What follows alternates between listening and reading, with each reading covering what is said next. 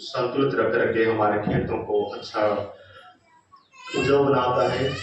और सही समय पर पानी, सही समय पर सूर्य की किरणें।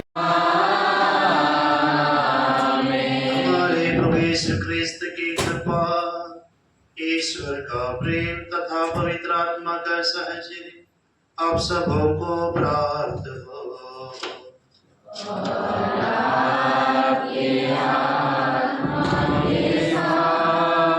Aka खाजे यीशु नवाइन इस मौका पर सभी को नवाइन मुबारक। आइए हम खुशी के साथ इस मिसा बलिदान में भाग लेंगे। जो भी हमें खेत में जो भी हमारी फसल है, इसके लिए प्रभु को धन्यवाद देते हुए आज इस मिसा बलिदान में भाग ले। हमको मालूम है काइन और हाबिल ने ईश्वर को भेंट अर्पित किए, लेकिन हाबिल विश्वास के साथ और काइन दुखी मन से भेंट अर्पित किए। आज हमें मालूम है कि हाबिल विश्वास के साथ भेंट चढ़ाने से ईश्वर उनके भेंट को स्वीकार किए। आज हम विश्वास के साथ जिस प्रकार विधि विवरण ग्रंथ में लिखा है, तुम अपने खेत के पहली फसल को मेरे वेदी के पास यहाँ एक लेकर आना, याजक उसे तुमसे ग्रहण करके वेदी के सामने रखेंगे। इसलिए सभी लोग जान जाएंगे कि तुम प्रभु की प्रजा हो। इस वचन के अनुसार आज हम इस नवाई त्योहार मनाएंगे। अपने पापों के लिए, गलतियों के लिए माफी मांगे। हम सब मिलकर बोले, हे भाइयों बहनों, और आप लोगों के सामने स्वीकार करता हूँ कि मैंने मन, वचन और कर्म से अपना कर्तव्य पूरा न करने से, अपने कसूर से, अपने भारी कसूर से और पाप किया है। इसलिए मैंने की कुमारी कन्या मरियम से, सब सबूत और सब संतों और आप लोगों से, हे भाइयों बहनों, विनती करता हूँ कि आप मेरे से प्रार्थना करें।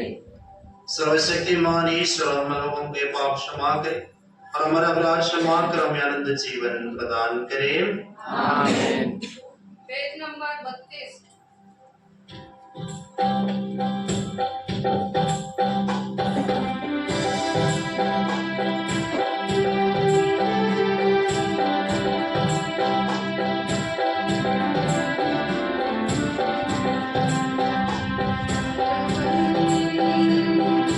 दया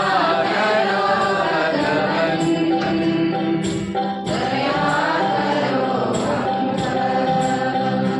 पर,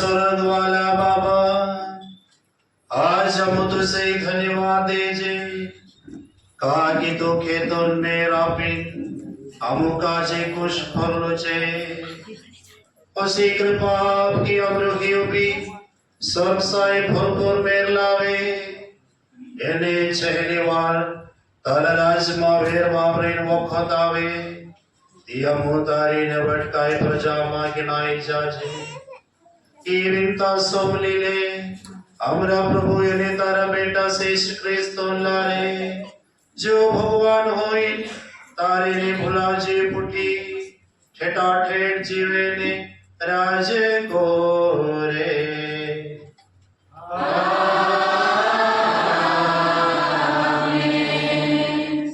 पेज नंबर 17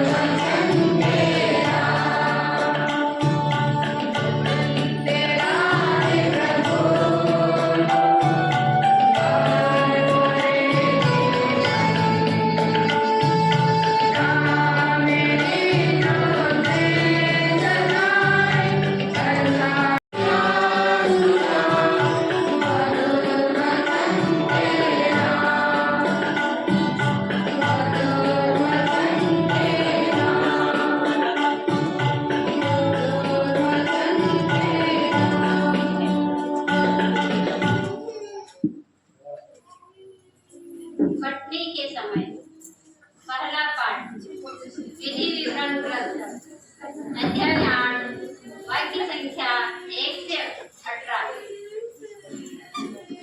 अपने प्रभु ईश्वर का स्मरण किया करो, वह तुम्हें संपत्ति एकत्र करने का सामर्थ्य प्रदान करता है।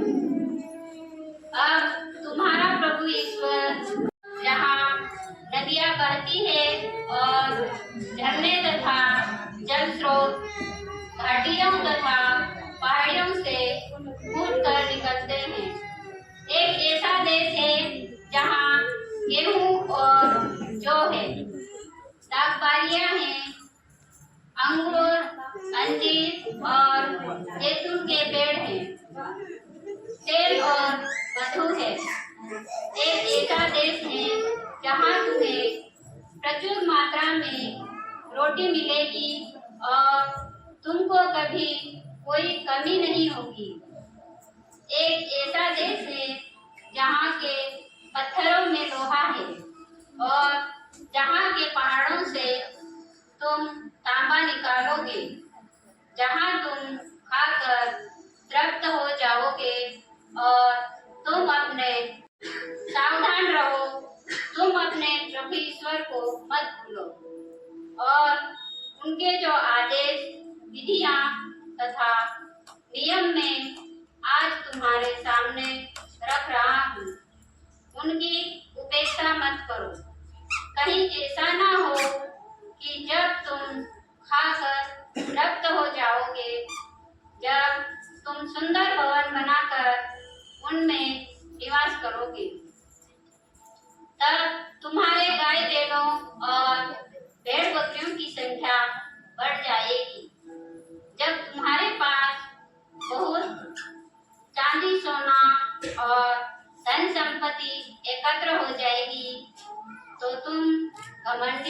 जाओ और अपने प्रभु ईश्वर को भूल जाओ।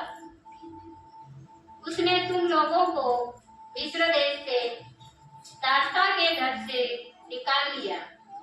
उसने इस विशाल भयंकर मरुभूमि में विषैले सांपों, बिच्छुओं और प्यास के देश में तुम्हारा पथ प्रदर्शन किया।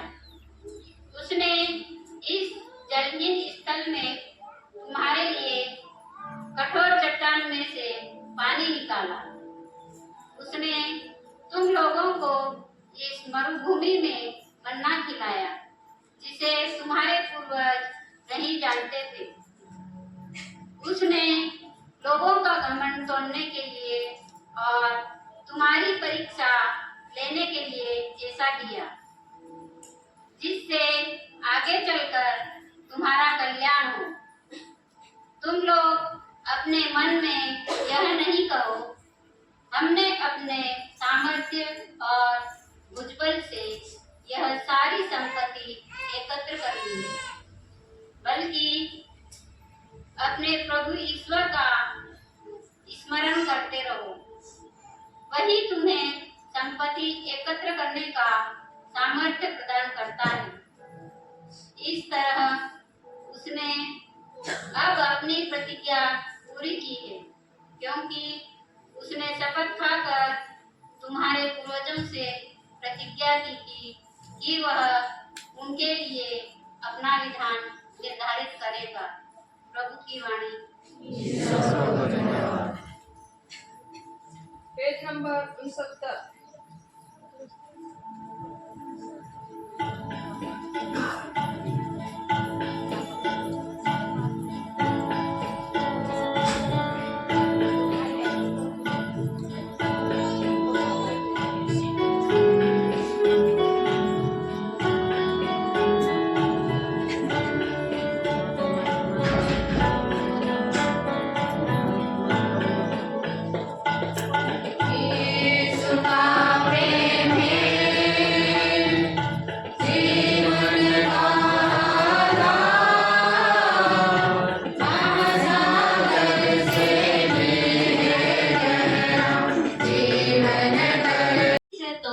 बड़ा लाभ होता है, किंतु केवल उसी को जो अपनी धन संपत्ति से संतुष्ट रहता है। हम न तो इस संसार में कुछ अपने साथ ले आए और न यहाँ से कुछ साथ ले जा सकते हैं। यदि हमारे पास भोजन वस्त्र है तो हमें इससे संतुष्ट रहना चाहिए। जो लोग धन बटोरना चाहते हैं वे प्रलोभन और फंदे से बढ़ जाते हैं और ऐसी मूर्खता तथा के शिकार बनते हैं, जो मनुष्य को पतन और विनाश के गर्त में धकेल देती है। क्योंकि धन का लालच सभी बुराइयों की जड़ है। इसी लालच में पड़कर कई लोग विश्वास के मार्ग से भटक गए और उन्होंने बहुत सी न्यायों द्वारा अपने को छलनी कर दिया। तुम ईश्वर की सेवक होने के नाते उन सब बातों से अलग रहकर धार्मिकता, भक्ति, विश्वास, प्रेम, धैर्य तथा विनम्रता की साधन करो। इस संसार के धनियों से अनुरोध करो कि वे घमंड न करें और नश्वर धन संपत्ति पर नहीं बल्कि ईश्वर पर भरोसा रखें, जो हमारे उपभोग की चीजें पर्याप्त मात्रा में देता है। वे भलाई करते हैं, सत्कर्मों में धनी बने, दानशील और उदार हो। इस प्रकार वे अपने लिए एक ऐसी पूंजी एकत्र करेंगे जो भविष्य का उत्तम आधार हो और जिसके द्वारा वे वास्तविक जीवन प्राप्त कर सके। प्रभु की वाणी। ईश्वर को धन्यवाद।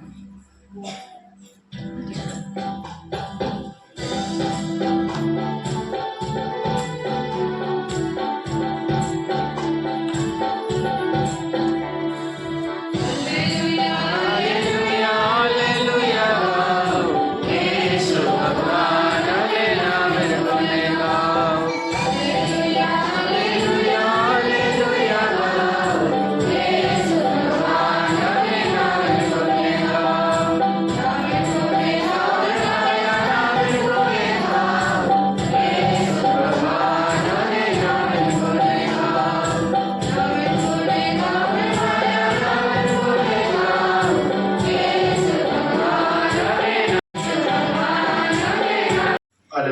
हालेलुया।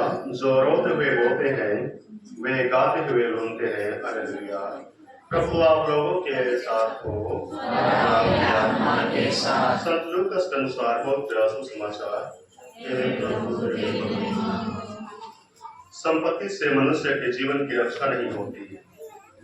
यीशु ने लोगों से कहा, सावधान रहो और हर प्रकार के लोभ से बचे रहो, क्योंकि किसी के पास कितनी संपत्ति क्यों ना हो, उस संपत्ति से उसके जीवन की रक्षा नहीं होती। फिर यीशु ने उनको यह दृष्टांत सुनाया। किसी धनवान की जमीन में बहुत फसल हुई थी। वह अपने मन में इस प्रकार विचार करने लगा, मैं क्या करूं? मेरे यहाँ जगह नहीं रही जहां अपनी फसल रख दूं। तब उसने कहा, मैं यह करूंगा, अपने भंडारों को तोड़कर, भाई तुम्हारे पास वर्षों के लिए बहुत सा माल इकट्ठा है, इसलिए विश्राम करो, खाओ पियो और मत उड़ाओ। परंतु ईश्वर ने उससे कहा, ये मूर्ख, इसी रात तेरे प्राण तुझसे ले लिया जाएगा, और जो कुछ तूने इकट्ठा किया है वह अब किसका होगा? यही दशा उसकी होती है जो अपने लिए तो धन एकत्र करता है, किंतु ईश्वर के दृष्टि में धनी नहीं है। प्रभु का पवित्र सुसमाचार है।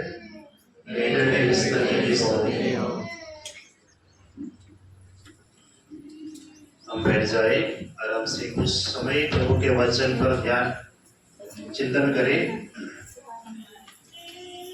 और ये बहुत सुंदर सी ये बात है कि हम अपने खेत के इस फसल को, नई फसल को प्रभु के चरणों में वेदी पर लेकर आते हैं, आशीष लेकर जाते हैं और हम भोजन साथ में बैठ के खाते हैं। यह मसीही विश्वासियों के लिए बहुत सुंदर त्योहार है। Hallelujah, hallelujah. तो इस त्योहार के समय कुछ मन चिंतन करेंगे। खेती बाड़ी का अलग अलग प्रकार का नियम है कि नहीं है? क्या क्या नियम है? टाइम पे खाद डालो, दवाई डालो, पानी दो। समय पर खाद डालो, दवाई डालो। लेकिन बाइबल में भी कुछ खेती बाड़ी के नियम है। एक है, हम जो बोते हैं, जो बोते हैं वही उगता है। ये सही है क्या? जी, गलत है? बाइबल में तो लिखा है। आप लोग क्या बोलते हैं? मक्का बोएंगे तो मक्का उगेगा कि गेहूं? पक्का कि मक्का? मक्का है। तो एक बाइबल में भी लिखा है, जो बोता है वही। Hallelujah, hallelujah. तो मक्का का एक बीज सड़कर अनेक बीजों को लाते हैं। और दूसरा नियम है, आज के सुसमाचार के पहले हमने सुना, जो रोते हुए बोता है वो हंसते हुए लूनेंगे। ऐसे क्यों बोला? कितने लोगों ने रोते हुए बोए? कोई नहीं बोया, तो हंसते हुए नहीं लूनेंगे। इसका मतलब है कि हम जितना ज्यादा प्रयत्न करेंगे, मेहनत करके काम करेंगे, तो आखिर में हमको अच्छी फसल मिलेगी। Hallelujah, hallelujah. हम लोग आज एक और तीसरा नियम पर मन चिंतन करेंगे। कुरिन्थियों के नाम दूसरा पत्र अध्याय 9 वाक्य 6 में है, इस बात का ध्यान रखें कि जो कम बोता है वह कम लूनता है, और जो अधिक बोता है वह अधिक लूनता है। Hallelujah, hallelujah. जे कम वेरे उनको कम जोड़ से, यानी ज्यादा वेरे तो त्यार खेती भी होना चाहिए वेरने के लिए। लेकिन एक नियम है, जो 50 किलो बोएंगे उसको बहुत ज्यादा मिलेगा, 1 किलो बोएंगे तो उसको बहुत कम मिलेगा। ये सही है ना? ये सब खेती बाड़ी का नियम है, बाइबल में भी लिखा है। Hallelujah, hallelujah. तो ये हम लोग देखते हैं कि जो त्यार हम कम वेर से हो तो त्यार कम फसल जोड़ से, हम ज्यादा वेर से तो त्यार ज्यादा जोड़ से। बाइबल में उसको कहा लिखलो छे, ये आत्मिक जीवन के बारे में। खेती बाड़ी में यह नियम है, वही नियम हमारे आत्मिक जीवन में भी लागू हो जाता है। Hallelujah, hallelujah. इसलिए दूसरे पाठ में लिखा, हमने सुना, भक्ति से क्या मतलब है? भक्ति से किसको फायदा मिलेगा? किसको मिलेगा? भक्ति से, प्रार्थना से कहाँ फायदा मिलेगा? आत्मा को, है ना। जिस प्रकार शरीर के लिए व्यायाम, आजकल जवान लोग व्यायाम करते हैं ना, कसरत करते हैं, दौड़ते, वो शरीर के लिए है। इसी प्रकार भक्ति आत्मा के लिए। तो हम लोग जिस प्रकार खेत में कम बोएंगे तो कम मिलेगा, उसी प्रकार आत्मिक खेती में अगर कम बोएंगे तो कम मिलेगा, ज्यादा बोएंगे तो ज्यादा मिलेगा। ये बाइबल का नियम है। Hallelujah, hallelujah. इसलिए प्रभु ने आज एक उदाहरण, अच्छा उदाहरण सुसमाचार में दिया। एक धनी मानुस हो तो जो काय करियो, खेत में रेत अनाज पक गया, फिर काय सोचियो, जो क्या सोचियो, अनाज में काय करीश, मेरे भंडारों को मैं और बड़ा करूंगा और पूरे अनाज को इकट्ठा करूंगा, फिर मेरी आत्मा से क्या बोलूंगा, आज सोम लिया नहीं तुम काय बोले धनी मानुस, घना साल मेरी आत्मा खाओ और पियो, अभी तुम्हारे पास बहुत है ना, खाओ और पियो। तो प्रभु उसके सामने एक सवाल करते, रे मूर्ख बेवकूफ, आज इसी समय तुम्हारी आत्मा को मैं वापस बुलाऊंगा। तो ये जो भंडार में जमा करके रखा है, बैंक में जमा करके रखा है, घर के अंदर तिजोरी में कहा, पेटारे में कहा रखा है, कोई काम का है क्या? नहीं। तो इस संसार के खेती में जितने भी हम इकट्ठा करेंगे, कितने भी हम लोनेंगे, फसल लोनेंगे, ये सब इकट्ठा करके रखेंगे, वचन में इस प्रकार लिखा है, वो हमारे जीवन की रक्षा नहीं कर सकता है। Hallelujah, hallelujah. इसलिए हमको कहाँ बीज बोना है? आत्मिक खेती में। कहाँ बोना है? आत्मिक। बोलो कहाँ बोना है? आत्मिक खेती में। तो आज दवाई के समय ये भी समझना है, हमको जीने के लिए तो मेहनत करना है। अभी कल से फादर ने ऐसे सिखाया करके चर्च में आके बैठेंगे और खेत में नहीं जाएंगे तो खाना कैसे खाएंगे? तो सही रूप से समझना है कि नहीं? Hallelujah, hallelujah. खेत में काम करना है, मेहनत करना है, पसीना बहाकर हमको रोजी रोटी कमाना है। लेकिन उससे भी ज्यादा हमारे लिए क्या जरूरत है? आत्मिक खेती में बीज बोना जरूरी है। तो जितना हम लोग आत्मिक खेती में बीज बोने का मतलब क्या है कि आत्मिक खेती क्या है?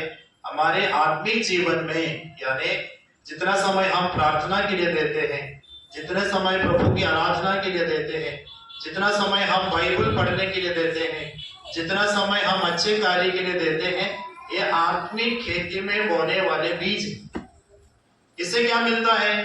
भक्ति से, प्रार्थना से, आराधना से, बाइबल पढ़ने से हमारे आत्मिक फल प्रकट होने लगता है। प्रभु ने सिखाया तुम फल उत्पन्न करने वाले बनो। Hallelujah, hallelujah. तो क्या करेंगे?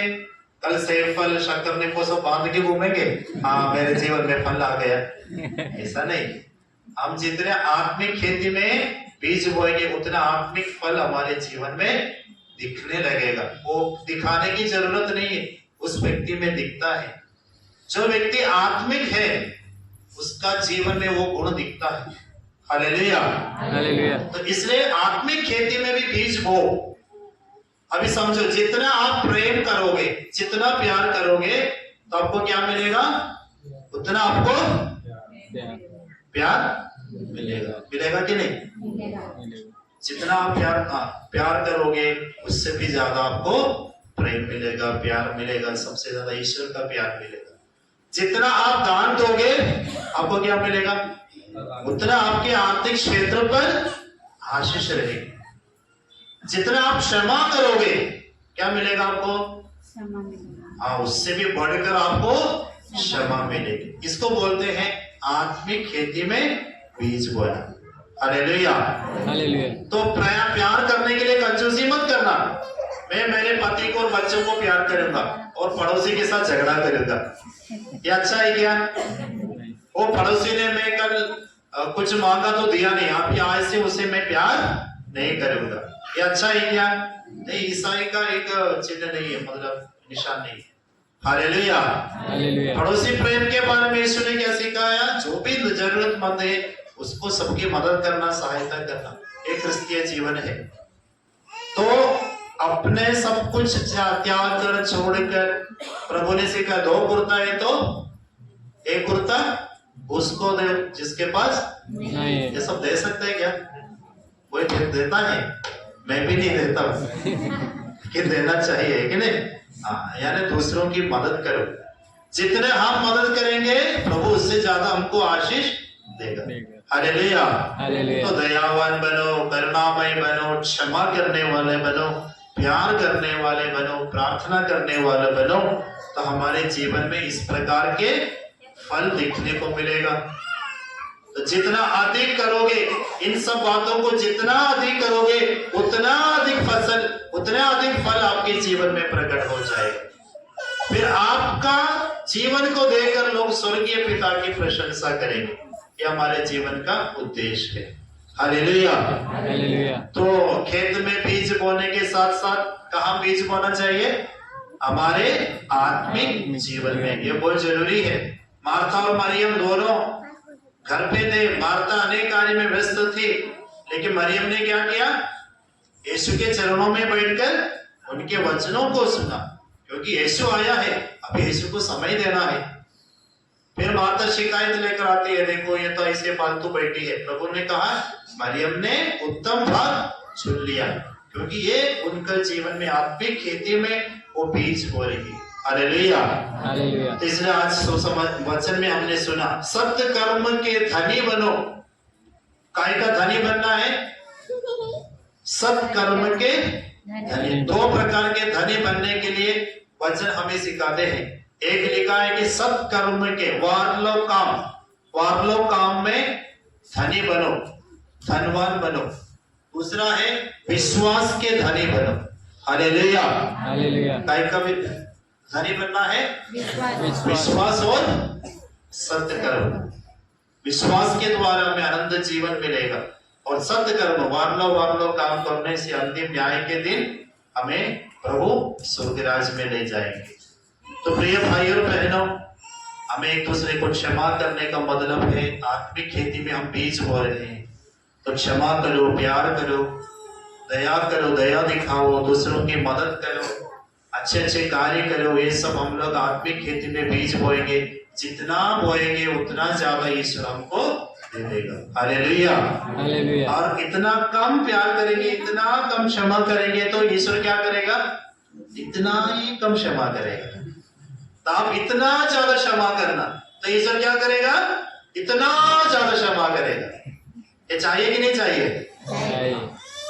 और आप इतना ज्यादा प्यार करना, तो ईश्वर आपको इतना ज्यादा प्यार करेगा। क्योंकि आपने 1 पैकेट मक्का बोया, अभी कितना बोरी उठा के लाएंगे?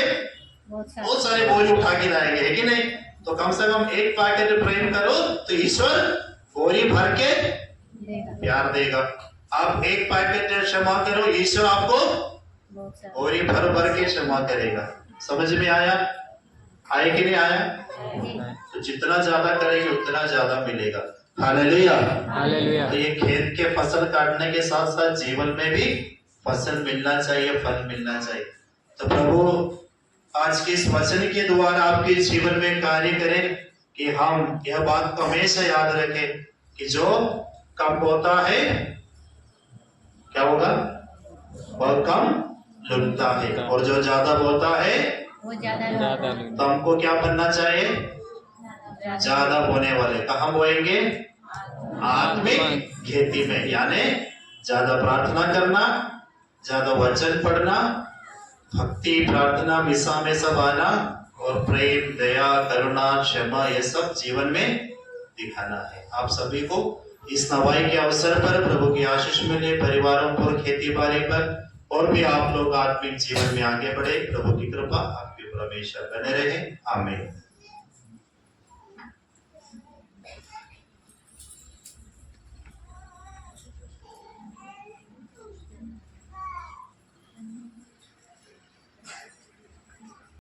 आप लोगों का जवाब है, हे प्रभु हमारे श्रम फल पर दृष्टि डाल।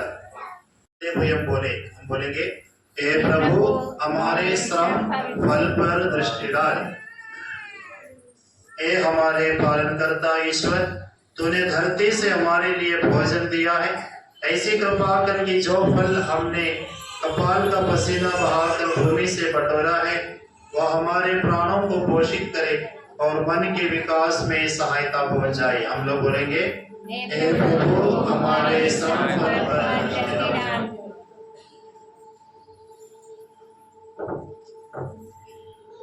तूने अपने पुत्र यीशु क्रिस्त के द्वारा हमें धार्मिकता के फल से पूरित किया है।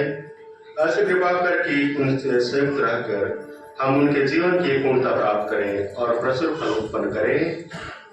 हे प्रभु हमारे श्रम फल पर दृष्टि डाल।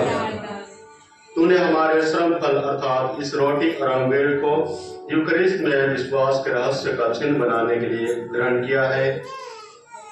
ऐसी कृपा कर कि जो वस्तुएं हम तेरे पुत्र की वेदी के पास पवित्र की जाने के लिए लाते हैं, वे कनिष्ठ के जीवन निर्वाह में लाभप्रद हो। हे प्रभु हमारे श्रम फल पर दृष्टि डाल। तू सब उत्तम वस्तुओं को अपने सब पुत्र पुत्रों के लिए प्रस्तुत करता है कि वे समान रूप से उनका उपयोग करें। ऐसी कृपा करके सभी दिनहीन लोग स्थिर और शांत जीवन बिताते हुए स्वतंत्रता पूर्वक तेरी महिमा गाए और सदा सर्वदा तेरी स्तुति करें। निवेदन, हे प्रभु हमारे श्रम फल पर नजर डाल।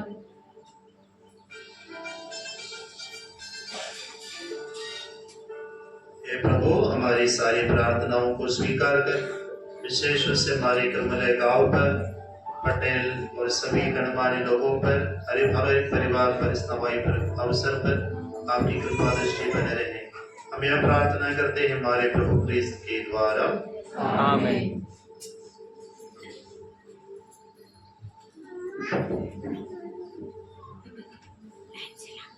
चलो टोपली लेकर आए हैं लाइन से।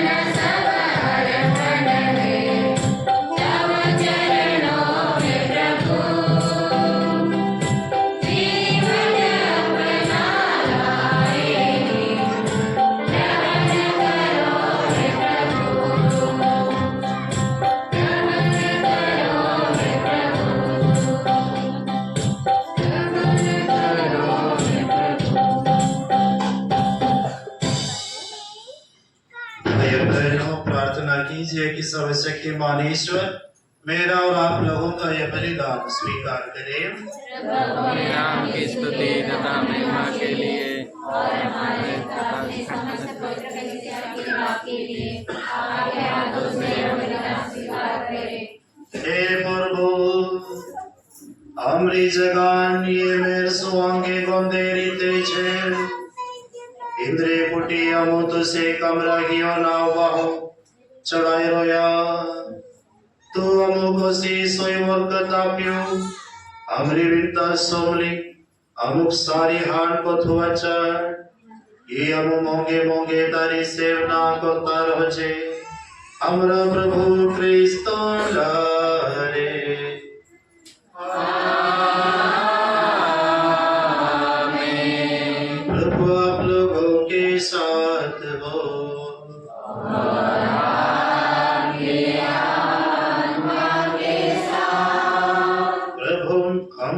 प्रभु में मन लगाइए।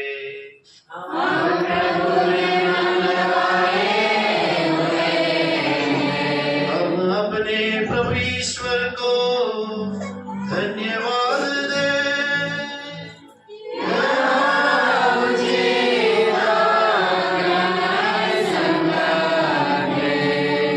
हे प्रभु पवित्र पिता सर्वशक्तिमान और शाश्वत ईश्वर यह वास्तव में उचित और न्याय संगत है हमारा कर्तव्य तथा कल्याण है कि हम सदा और सर्वत्र तुझे धन्यवाद दे।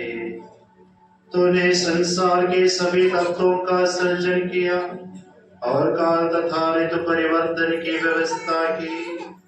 तूने मनुष्य को अपना प्रतिरूप बनाया और सृष्टि के सारे रहस्य उसके अधीन कर दिए ताकि तेरा प्रतिनिधि बनकर वह सारी सृष्टि पर शासन करे और तेरे महान कार्यों को देखकर हमारे प्रभु क्रिस्त के द्वारा सदा तेरी स्तुति करता रहे।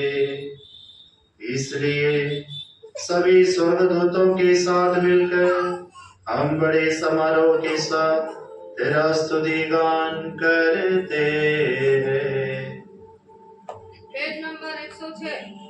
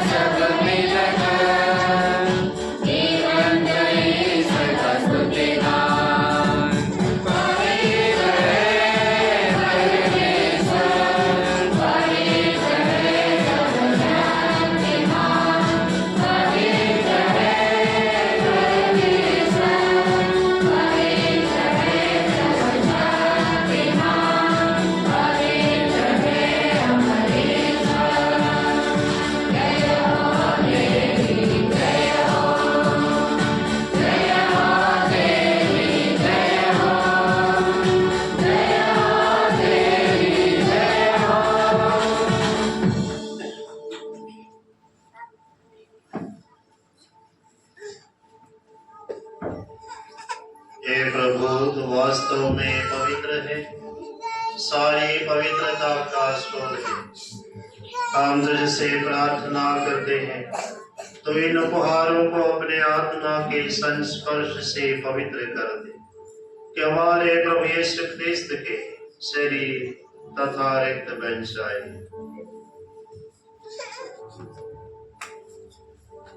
सब लोग ने देखा। जब वे स्वेच्छा से मृत्यु के लिए सौंपे गए उन्होंने रोटी ली तुझे धन्यवाद दिया और रोटी तोड़कर उसे अपने शिष्यों को देते हुए कहा तुम सब इसे लो और इसमें से खाओ क्योंकि यह मेरा शरीर है जो तुम्हारे लिए बलि चढ़ाया जाएगा। वंदना करते जीवन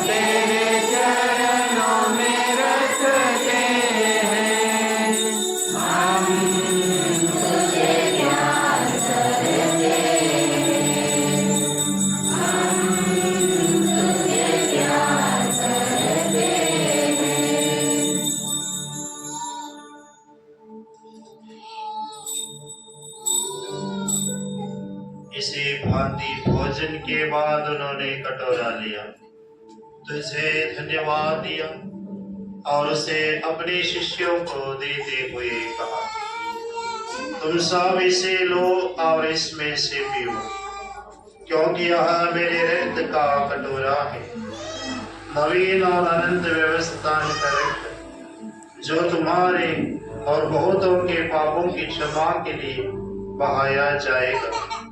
तुम मेरी स्मृति में यह करो।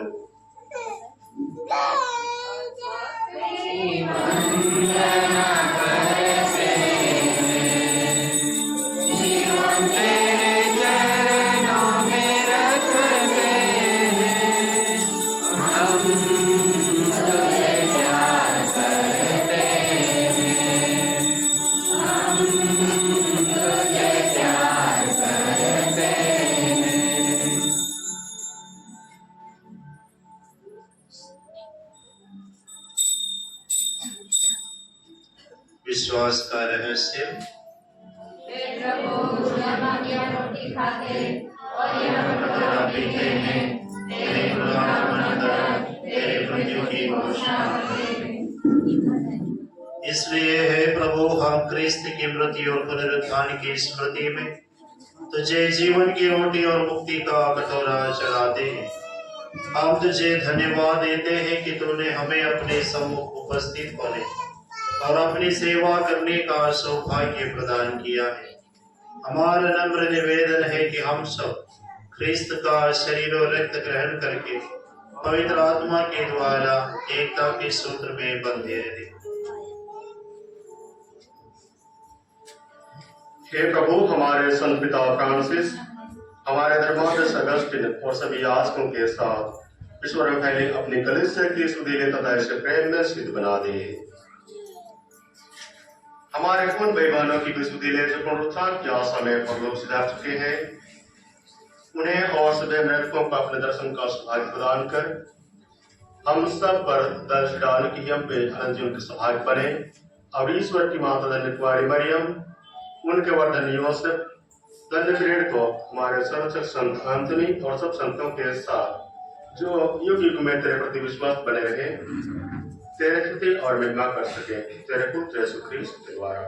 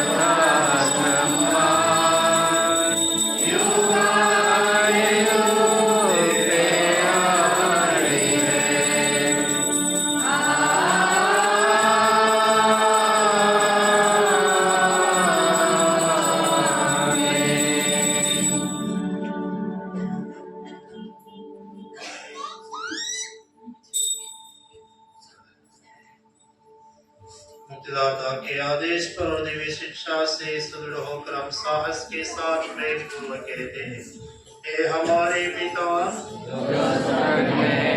गाना पवित्र माना जाए, तेरा राज्य आवे, तेरी इच्छा जैसे स्वर्ग में है, वैसे धरती पर भी होवे।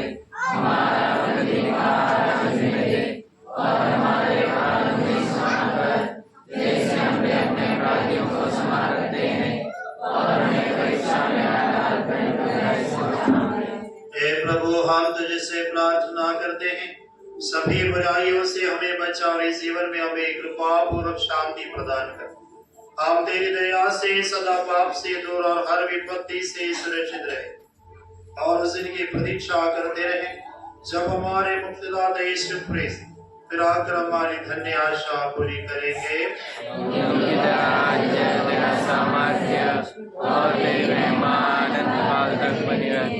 हे प्रभु यीशु ख्रीस्त ने अपने प्रेरितों से कहा है, मैं तुम्हारे लिए शांति छोड़ जाता हूँ, अपनी शांति तुम्हें प्रदान करता हूँ, तो हमारे पापों पर नहीं अपनी कलीसियाओं के विश्वास पर दृष्टि रख और कृपा पूर्वक उसे शांति तथा एकता प्रदान कर। तो गालिब जीता और राज्य करता है। आमीन। प्रभु की शांति सदा आप लोगों के साथ हो और आपके आत्मा के साथ। परस्पर शांति अभिवादन कीजिए। यीशु, यीशु, यीशु।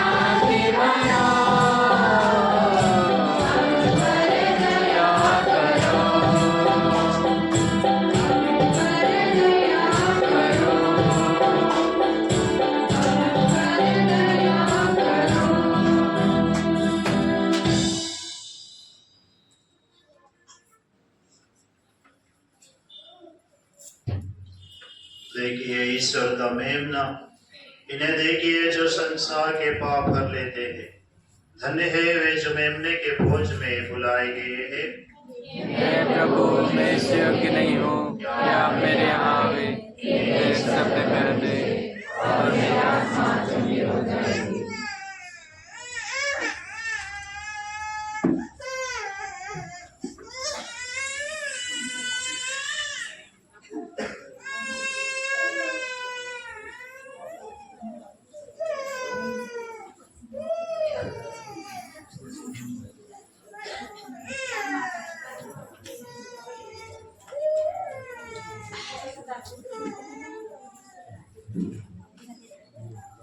Page number 135।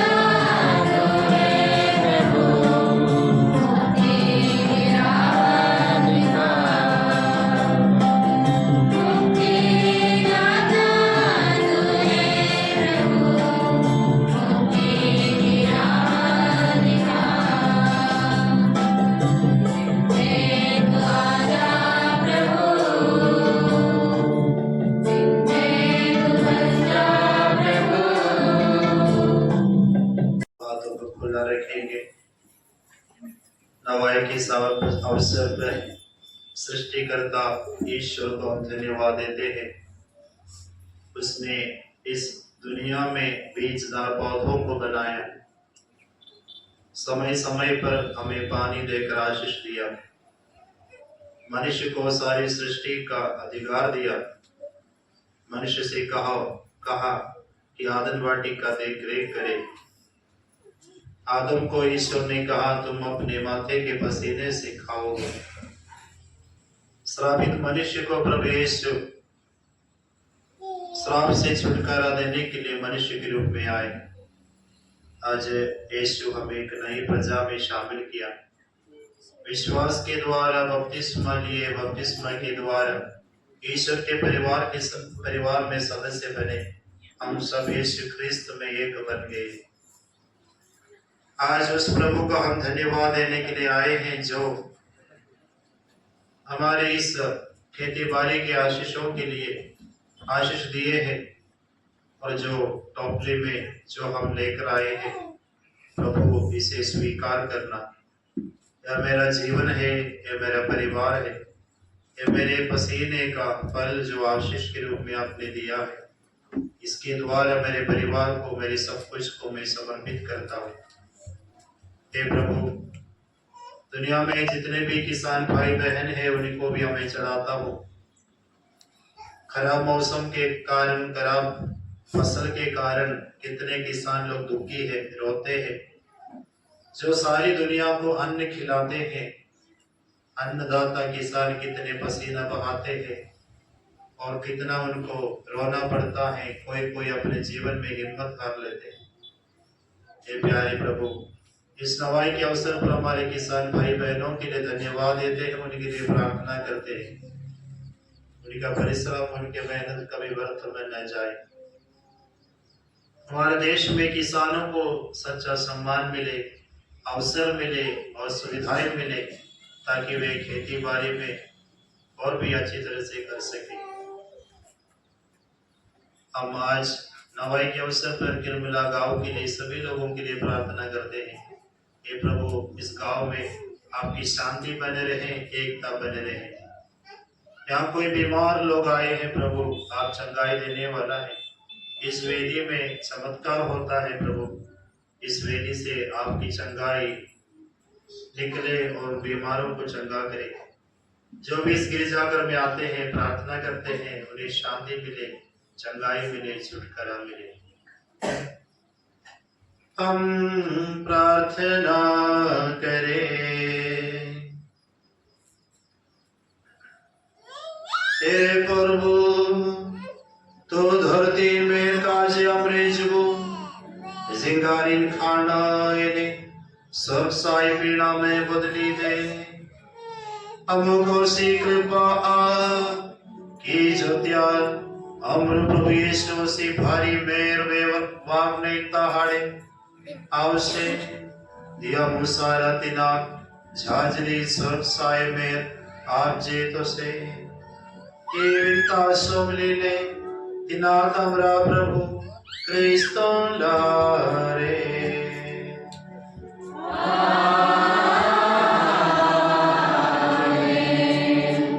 प्रभु आप लोगों के साथ हो।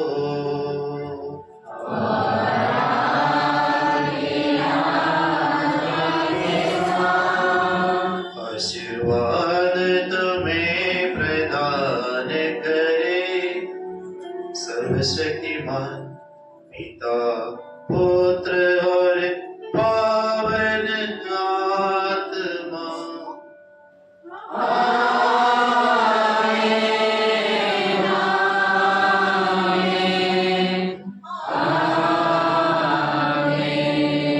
जाइए क्रिस्त यहोवा संपन्न।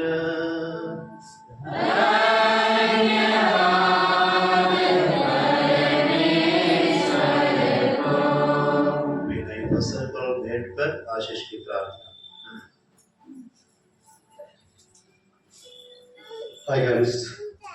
विशेष रूप से नए फसल को जो प्रभु की वेदी पर 150 रुपये आए हैं, हम अपने परिवार के सभी सदस्यों के लिए हमारे सभी मजदूरों के लिए, जितने भी माविसों ने और जितने भी परिवार सदस्य ने जिन्होंने इस फसल को फसल की उपज प्रभु की वेदी तक लाने के लिए अपने योगदान दिया है, उन सबों के लिए हम धन्यवाद देते हैं। विशेष रूप से हमारे इस करमला गांव के क्रिस्तीय गैर क्रिस्तीय सभी किसान भाइयों के लिए हम धन्यवाद देते हैं जो आज नवे का पर्व मना रहे हैं।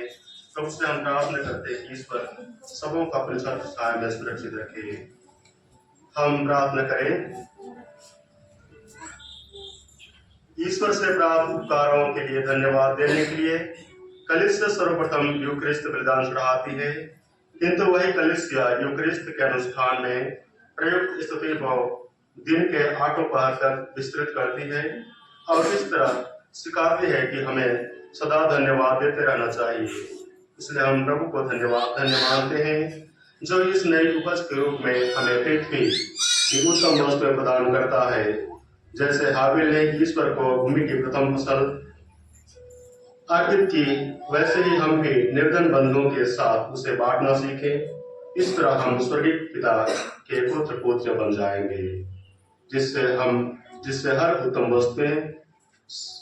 वस्तु सबके लाभ के लिए प्रसारित होता है। यह प्रार्थना हम करते हैं अपने प्रभु क्रिस्त के द्वारा, आमीन। सुरक्षित मन ईश्वर इन भेंटों का आशीर्वाद प्रदान करे, पिता पुत्र पवित्र आत्मा के नाम पर, आमीन।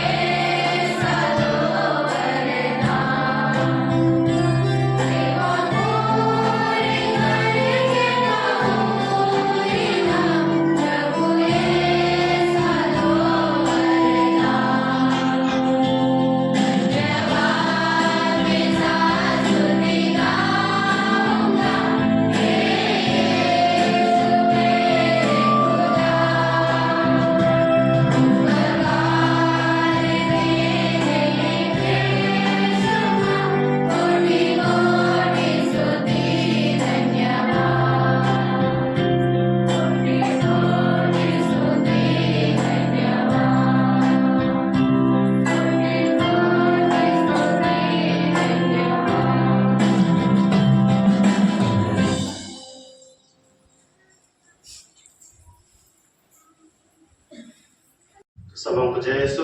यीशु। सभी आप सभी को नवाई पर्व की ढेर सारी शुभकामनाएं।